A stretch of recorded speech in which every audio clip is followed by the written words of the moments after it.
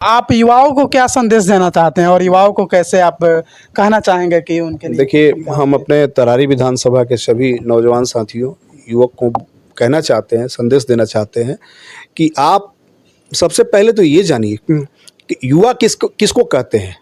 What is the means of youngster. उसको हिंदी में कह लीजिए, युवाओं का वर्णित करें। युवा कहते किसको हैं, युवा में कौन सी ताकत है। युवा में वो ताकत है, सूर्य का जो पहला किरण होता है ना, वो उसको युवा कहते हैं। हवा का जो वेग होता है उसको युवा कहते हैं। जो तूफान चलता है उसको युवा कहते हैं। एक नई उम्मीद किरण को युवा कहते हैं।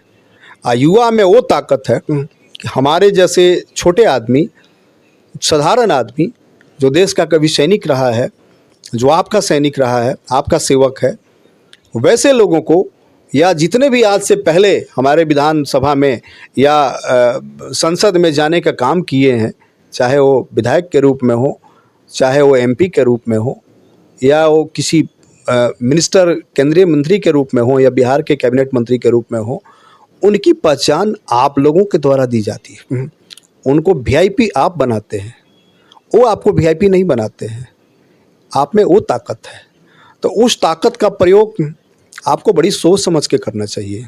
जो आदमी, जो व्यक्ति, जो प्रतिनिधि आपके बारे में सोचे, सिर्फ और सिर्फ आपके बारे में सोचे, आपके लिए समर्पण भाव से काम करे, वैसे लोगों का साथ देना चाहिए और वैसे लोगों को आपको प्रतिनिधि बनाना चाहिए।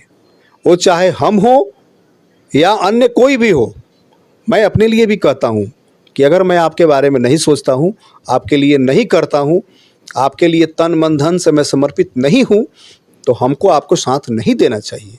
हमारे जैसे लोगों को कभी विधायक नहीं बनाना चाहिए, कभी आपका जनप्रतिनिधि नहीं बनाना चाहिए। लेकिन जब मैं अगर करता हूँ आपके लिए, अपने परिवार को छोड़कर, मुझे याद है उस कोरोना काल का, कोई भी कुर्ता पैजामा वाला व्यक्ति मैंने आज तक नहीं देखा जो अपने घर से बाहर चल गया हो अपने लोगों के लिए।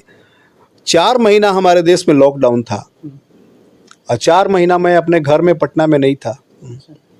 मैं तरारी विधानसभा के प्रत्येक गांव में था। हमारे साथ 4-4 गाड़ी चलती थी।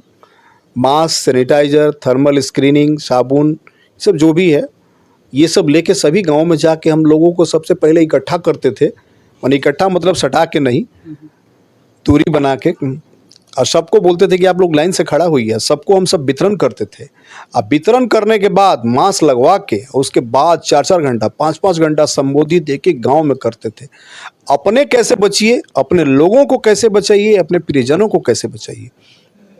हमारा यही लक्ष्य था। इसमें हमारा जो उद्देश्य था कि हमारे इन मेहनतों से हमारे तरारी विधानसभा का एक भी व्यक्ति का अगर जान बच गया, मैं समझूंगा कि मानव जीवन में जीवन लेना मेरा सार्थक हो गया, मेरा सैनिक होना सार्थक हो गया, मेरा सेवक बनना सार्थक हो गया। ये मैंने कार्य किया। तो इससे बड़ा समर्पण और क्या हो सकता है। किसी भी विपत्ति में, पटना में बाढ़ आया था, हमारे पार्टी के प्रदेश अध्यक्ष जो थे माननीय वशिष्ठ नारायण सिंह जी, उनका आदेश हुआ कि शर्मा जी आप एक सैनिक हैं, सबल लोग हैं, आपको उसमें जाना चाहिए।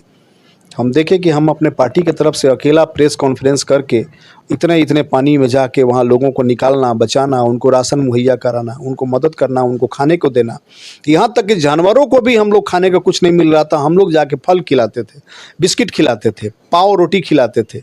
हमको याद है हॉस्पिटल में जाके हम लोग राशन बांटते थे। और यही काम हम अपने तरारी विधानसभा में भी किए हैं। यानी लगातार अब एक्टिव है। लगातार निरंतर, मैंने एक दिन भी बेकार नहीं होने दिया। मैं सोचता हूं कि एक दिन भी अगर मेरा है इस धरती पे तो जनता के लिए है, मेरे लिए नहीं है, मेरे परिवार के लिए नहीं है। मैं किसी प्रकार का कुर्बानी देने के लिए तैयार हूं। मेरे जीवन में, मेरे पास, मेरे शरीर में, मेरे जुबान में जो भी है, सब तरारी की जनता के लिए।